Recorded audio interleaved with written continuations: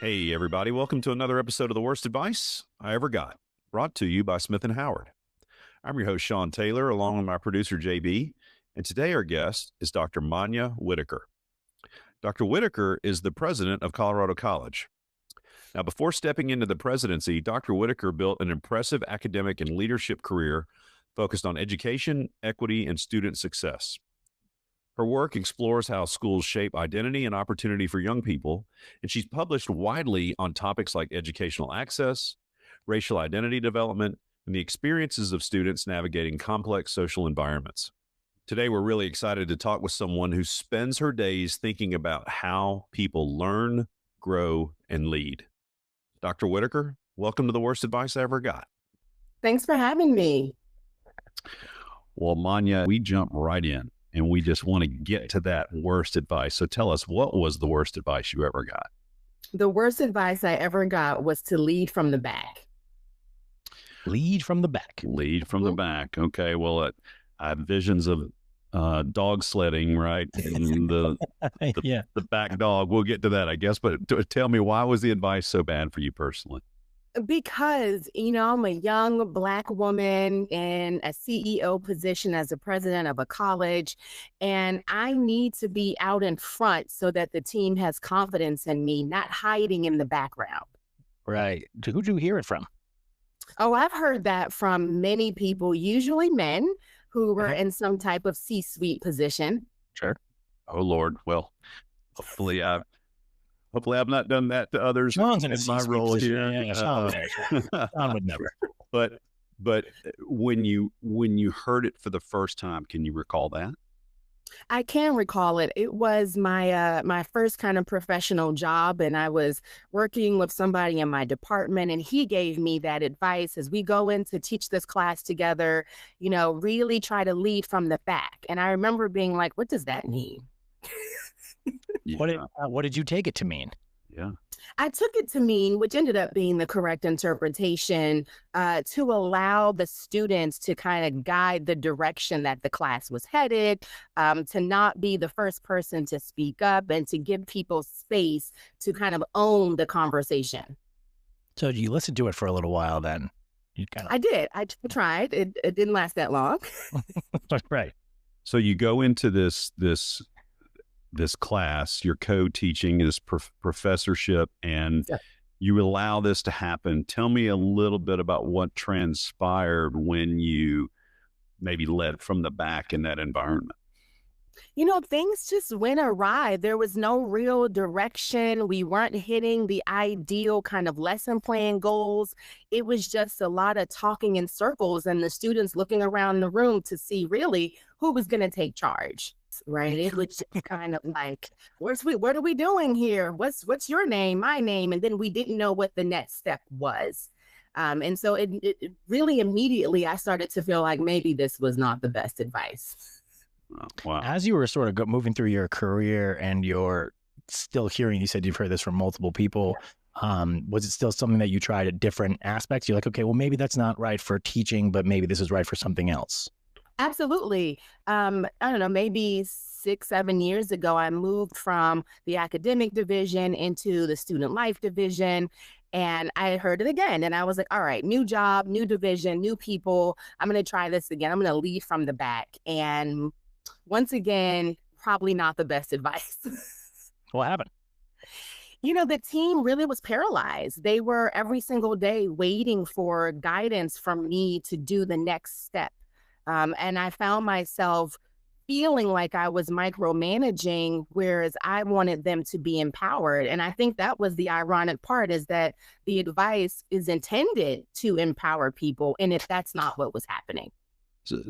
So I'm trying to find when people give the worst advice that people ever got, most people are not intentionally giving bad advice. Almost never, right? It's almost never, right? So clearly, the first person that gave you this advice or others that gave you this advice were looking at it from the perspective of it would empower others or do something positive for others.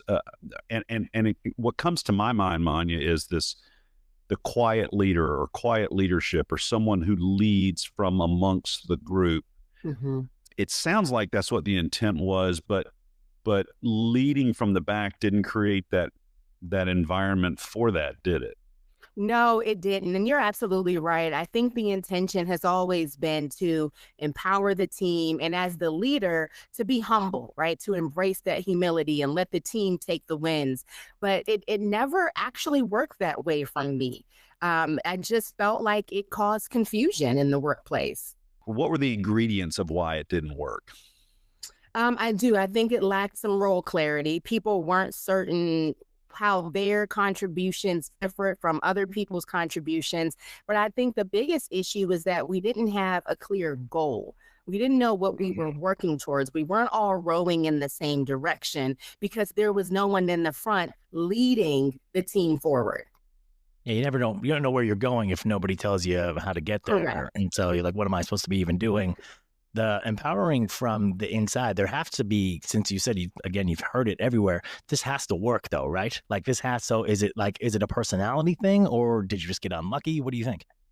I think it's probably a mix of the times in which I was trying this. I think it's a mix of my temperament and personality. I'm not really a be in the crowd, blend in type of person. I am a stand out, get in front, take ownership type of person. So I don't think it sat well with me to begin with. But then I also think just the cultural norms in the workplace where I was, that wasn't how people were used to doing their work. So I was expecting something that they had never been kind of trained to do. Well, and that's how you get in front, right? You take the reins, you take control, you do the thing. It's like if you want to be a leader, go be a leader, right? Correct. So how do you become a leader if you only lead from the back? Right. I have no idea. I guess that those are the people who allow others to shape their leadership, to tell them what to do, to tell them, this is what I need. So you have to follow my path. And maybe that works for some people. It has never worked for me. Manya, as you were going through different iterations of trying to listen to this advice and leading from the back or just creating that forum, how did it start to make you feel personally? Like, were you demotivated by it, disincentivized by it? Just tell me a little bit about what you were feeling in those moments. The primary emotion was sheer frustration. Because in theory, if me leading from the back is empowering you, then you should be taking initiative. You should be coming to me with questions and more so with solutions to problems that you've identified. And the opposite was happening. Like I said, the teams were just paralyzed. And so I was frustrated, like, why aren't we moving forward? And they were frustrated, like, why aren't we moving forward? And so it didn't take long in any of these situations for me to realize that leading from the back is bad advice. Sort of like, I think about like a therapist almost, where you're like, and how did that make you feel? And it's like, I don't know, you tell me how it made me feel. Like, I'm paying you. You know what I mean? What is the point? It's like, give me some guidance here. Like, don't just ask me a million questions. But like, since the advice is so prevalent, are you still hearing it? Not anymore. And I think it's because I have kind of ascended to a position where I think people trust that she knows how to lead now. We don't need to give her any advice. Talk more about your position right now, Manya. Tell me a little bit about the day to day and I guess maybe a little bit about how leading from the back is really not a possibility in your role anymore. Absolutely. So I have been working at Colorado College for, this is now my 15th year, but being president now is my 8th role. So prior to this role, I was interim president. Before that, though, I was executive vice president and chief of staff. And the president then, so my predecessor, was someone who was leading from the back. Okay. And what ended up happening is, like I said, the confusion for me too, right? I was part of the president's leadership team on cabinet. We just did not know what the goals were, what the priorities were. And so little by little, because I am naturally who I am, I was the one to step forward and say, this is what we're working towards. No, that's not what you should be doing. I think you should be doing X, Y, and Z. And so what we saw was in this environment, particularly at a small liberal arts college post-COVID, where everyone's looking for strong leadership, leading from the back was not an effective method. how do you, or leaders in general, lead from the front, but allow room for others to lead from the front, if that makes any sense, right? Yeah. I mean, Well, still empower, but while still empowering people, like, right? how does that work for you? Yep. This is such a great question because it's something I kind of had to stumble into in these 7, 8 different positions, and lean heavily on my teacher heart, right? I always want to make sure people have what they need to be successful, but I have to first start with helping them define what success is for them individually, but also for us as a team and an organization. And so I don't necessarily tell people how to follow the path to be successful. I just give them the resources to do it and check in as needed. So when I lead from the front, I'm setting the goals, telling us the general direction, the timeline, and I'm the one kind of like the offensive line, right? If we encounter a barrier, I'm there to take the heat for that so that the team can keep moving forward. So is it about micromanaging like each person? Yeah. Yeah. How do you make sure people do their job? Mm-hmm. Yeah. So some of this is about good hiring, right? Hiring people who have integrity, who you don't feel like you have to keep checking in on because their own work ethic will ensure that they're doing the job as well as they possibly can. But also just having regular one-on-one meetings with people, saying, hey, what's going on? Allowing them to set the agenda, asking, what do you need from me? Right? Let's talk about progress toward these goals and just being clear that at any point, if they feel like they're not going to be able to hit a goal at the timeline, to just reach out and tell me proactively so that we can problem solve together. What I tell my team is if you have my attention, there's a problem. What is the difference between micromanaging and leading from the front? Micromanaging is telling the people what to do and how to do it on a day-to-day basis. It's not giving them space to work the way that they naturally need and want to work. Leading from the front, like I said, is just setting the course, right? Being visible, being the one who's accountable for whether or not we reach our goals, but allowing people to be who they are. One of my favorite sayings is to meet people where they are, but don't stay there. For me, that's what leading from the front is. What would you say to this? Because I've heard this before. I lead from the front. I think you and I have a lot of similarities in how we lead our organizations. But that leading from the front can maybe be too authoritarian or heavy-handed. How do you respond to that generalization of that type of leadership? I think it could be perceived to be heavy-handed or authoritarian if you aren't explaining your decision makings to the team and to the larger organization. When I say meet people where they are, but don't stay there, I mean bring them along with you. So that means collaboratively setting goals, collaboratively problem solving. So that way it doesn't look like I'm in the front doing everything and then passing out orders. It's just I'm in the front, setting our trajectory forward. I think many times people look at out front leaders, driven leaders as a hammer, and they see the whole world as a nail, right? Yeah. So how do you balance that, Manya, where you have to drive, you have to paint the picture and the vision, and you have to be the example, but you also can't just be pounding on everybody? Yeah, you got to give people time. I am somebody who likes to work fast, execute things, and move. And I mentioned good hiring. One of the things I look for in some roles on my cabinet are people who will slow me down.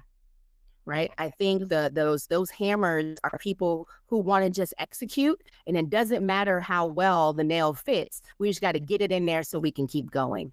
So I intentionally have put people around me to say, stop, Manya. I don't know that that's the best fit. And I said, oh, okay, you're right. Let's pause and have a conversation about how we can do this better together. So I don't put all the onus on myself. I recognize gaps and I try to make sure I fill those gaps with people around me. Can you do that? Can you create an environment where people can come up to you and feel like, hey, here's what I think we should be doing, and here's how I think we should be doing it, blah, blah, and lead from the front? Absolutely. You have to do that to lead from the front. To lead from the front, people have to trust you, right? And to trust you, you have to create space for vulnerability, which means they need to feel comfortable coming and saying, Manya, I have no idea how to do what you asked me to do. And to not feel like they're going to get fired or judged or demoted for it, but to trust that when I say that to Manya, she's going to say, well, I don't know either. Let's figure it out. Right. And then we build that kind of camaraderie as we work together to move the organization forward. So I think it's actually a prerequisite to leading from the front. It's funny because that's kind of what they were trying to get them to do, right, Sean? I mean, that's basically what they were like when they were saying lead from the back. It's to give people space and to empower them above. But you're actually saying you're doing the opposite of what you're even trying to do when you do that. Yeah, somebody has to carve the space, right? I think when you lead from the back, you're putting that onus on your team to carve their own space. And that's not their responsibility. That's your responsibility as the leader. So you need to be out front and center, making the space for them so that they can grow into it. Hey, Manya, what's the hardest part of leading from the front? So not everybody's going to follow you, right? And you have to be willing to turn around and say, who's on board, who's not on board? Can I get them back on board? Give them those opportunities. But if you don't want to follow, then this probably isn't the best organization for you. And that's a decision that leaders have to make. So letting people go sometimes. Letting people go. Yeah. Yeah. And is it about aligning with you as the leader? Is it about aligning with the mission, vision, purpose, values of the organization? Or is it just a combination of all of it? It's a combination.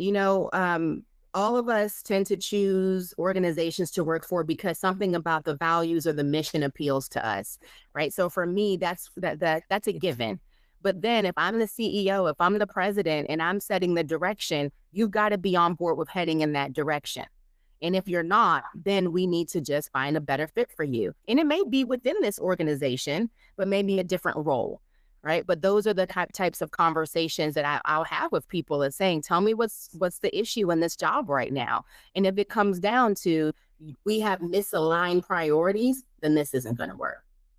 Right. And you can't do that by leading from the back when you're like, I don't know, what do you think you should be doing today? It's like, right. Yeah. At some point, you got to call the question and make a decision. Mm-hmm. Manya, is leading from the back, is there ever room for that? Let's just play out an organization, right? You've got the head of the organization. You're leading from the front of that. Yep. You've got your direct reports. They're not leading from the front of the organization, but I guess they're leading from the front of their departments, right? So how does this work? How does this play out throughout the organization as far as an opportunity to be a leader who's not necessarily out front? I think, early in your career, I think this is when it's probably easiest also to lead from the back when you don't necessarily yet maybe have the confidence or the experience to be the one carving the path forward. Maybe you don't know what direction you should set for the organization. So you do kind of take a step back and allow people who maybe are more knowledgeable, who have a longer tenure at that organization, to give you advice and guidance. But at some point, you have to say, all right, thanks. I heard that, synthesized it, analyzed it, and now I'm going to walk to the front of the line. So I think when people first join an organization, there's opportunities, even in a leadership position, to lead from the back. And we see this with a lot of presidents in their first year of colleges and universities. We had a guest one time on the show. This goes back probably 30 or 40 episodes ago. JB, you remember Phil Schrader, who talked about, he was told, don't change anything in the first year you start with an organization, right? Don't change things. But it also feels like to demonstrate you have the vision and the capability for leadership, you've got to identify things that need to change. How, if you're not leading from the front in a position like that, you're still early in your career, how do people find that and then bring that up to leaders like you to see that? What does it take in them to be able to do that? I think, and I can use myself as an example, I wasn't sure how I was leading, right? I was just doing my job. I was just working. And I think other people saw in me the potential to lead from the front. Most of the positions I was given, it was like, we need somebody to get in there to be decisive and to figure out these problems. Manya has demonstrated that she likes a challenge. Right. And so in some ways, you have to lead, even maybe not from the front, but wherever your position is, lead where you stand. right? That's something else I tell folks is to lead where you stand as you own your position. And then eventually someone will see you kind of poking your head up out of the line and they'll ask you to come forward. And I think that's what happened for me. Well, not everybody's a leader, right? So some people are like perfectly great, but like, oh no, just you tell me what to do and I go do it, and there's a thing. So what's the advice you give to them who are just like, no, I don't want to be in charge. I'd rather not. Right. Know yourself and own your position, right? Everybody doesn't need to be. You still own your position, even if you're not. Correct. Being a leader, isn't about having a title, right? It's about setting a course of direction, even if it's just for yourself, and working with integrity to get the highest outcome possible, right? So I agree, not everybody wants or needs to be in the front. And we need folks who don't want that so that I can be in the front. Gotta be in front of somebody. Right, somebody has to be willing to walk behind me. But I think the piece of advice that I give young folks is to know yourself, right? It's to know yourself. There's a skill set to leading from the front, Manya. I mean, I think you and I can probably agree to that. Sure. What do we do for people who maybe aspirationally think they want to lead from the front or be the person, at the top or out in front who maybe is missing part of that skill set? Talk about the skill set that's necessary to lead from the front and how we advise people if they don't have some of those skills who want to lead from the front. I think project management is a huge piece of leading from the front. You have to be able to balance a lot of moving pieces at one time. Strong interpersonal skills, right? Being able to understand people's strengths and areas in need of improvement so that you can make sure you have the right people in the right positions doing work that's aligned with their skill set. And I think as the leader, offering those kind of opportunities to upskill, right? Even if you're an associate vice president or a vice president or a president, it doesn't mean that you don't have room to grow. Everybody has something they're uncomfortable with doing at work. And I think digging in and helping people, again, be self-aware and say, okay, I want to be a leader and I know that I need to get better skills of having difficult conversations with people, right? And if I'm their leader and they say that to me, then that's my responsibility, even if it means that I am training someone up who may leave the organization. To me, that's success. Yeah. I mean, succession planning is always the hard part, right? It's like, how do we train for the future, prepare for the future when it may not fit within the timeline of the individual who's looking to, lead at a particular point in time. I'm sure that's, faced you within your organization and it faces others. What skill set did you have to work on the most for yourself, like work on the hardest to be able to lead from the front? To let go, right? To let go. I think a lot of people who end up in these types of leadership positions end up there because we've demonstrated we can get it done, right? And I remember probably it had to be at this point 10 years ago when I was chairing my academic department. They did a kind of 360 review of me. And the piece of feedback that I still carry with me is Manya can sometimes go so fast, she leaves us behind. Wow. And I every kind of probably once a week, I remember that. And I tell myself, right, you're not here to lead you anymore, right? You have to lead a team. So you have to let go of trying to do the work to speed things up and to let people work at their pace and push when you need to. That has been a very difficult thing for me to do, is to just let go and watch other people work in ways. And I'm like, I don't know if that's the best way to do this, but I got to let you fail. And I got to let you learn. And then we can start over. I mean, that's one of the things about leading from the front too, is like sometimes if you get too far ahead, then all of a sudden you're like, oh, I'm just by myself now and there's not anybody behind me. Yep. Yeah. Yep. And I think I thought that like magically everybody would just follow course and take my pace. That was a really good lesson, is they weren't saying that they didn't trust my leadership. In fact, the feedback said, we trust Manya. It's just, we want to come with her on this journey. We don't want to be left behind. And so I had to figure out, like, How do I bring people along with me?